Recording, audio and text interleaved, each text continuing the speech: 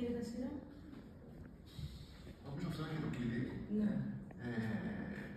Το να μπορέσει να εμπνεύσεις, το να μπορέσει να γίνεις ουσιαστικά ο μέντορας, γιατί για κατά ψέματα, αν το παιδί δεν νιώθει ότι έχει τον τρόπο να τον πας παρακάτω, ειδικά όσο περνάνε τα χρόνια όπου του προσφέρονται πάρα πολύ μεγάλα και εξαιρετικά ενδιαφέροντα ερεθίσματα, αρκεί να σκεφτούμε πόσες εταιρείες επενδύουν πολλά χρήματα, εκατομμύρια χρημάτων, για να μπορέσουν να γίνουν attractive, στο να κλικάρουν και να πάρουν το like από τα παιδάκια, τα οποία εμείς θα βάζουμε μέσα σε μια τάξη για να έρθουν να τους κάνουμε ένα παραδοσιακό μάθημα.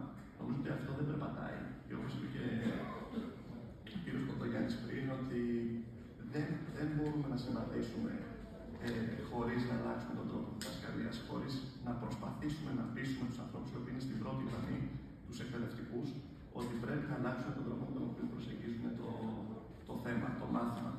Νομίζω ότι εκεί πέρα είναι το κλειδί. Σίγουρα δεν είναι το πιο εύκολο ερώτημα στον κόσμο.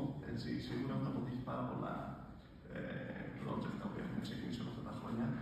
Αλλά νομίζω ότι το εκάστοτε σχολείο και σε γενικότερο πλαίσιο του Υπουργείου θα πρέπει να φροντίσει να κάνει το μάθημα πιο attractive για αυτά τα παιδιά.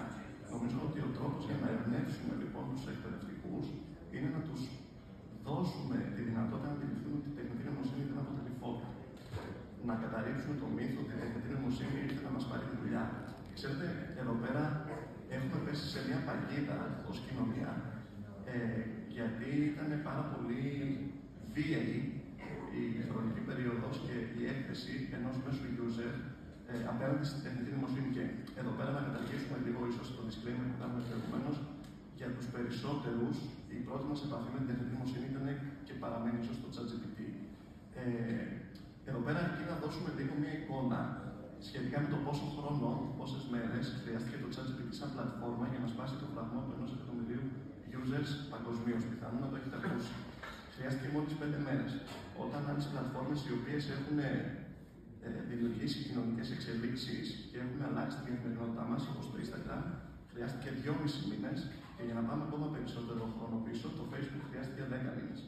Άρα λοιπόν αντιλαμβανόμαστε ότι ο όρος τεχνητή νοημοσύνη, παύλα ChatGPT, σαν πρώτο μέσο γνωριμίας με την τεχνητή νοημοσύνη, μπήκε πάρα πολύ βία στη ζωή ενός μέσου χρήστη, και αυτό ήταν και ο λόγος που έκανε τους περισσότερους να έχουν δεύτερες και τρίτες σκέψεις, ότι ξεκινάει ένας πόλεμος με τη μηχανή, ότι θα έρθει να μας πάρει τη δουλειά, ότι όπως είπε και ο κ. Κοντογιάννης πριν, ότι θα φύγουν οι εκπαιδευτικοί να βάλουν ρομπότ να φυλάνε.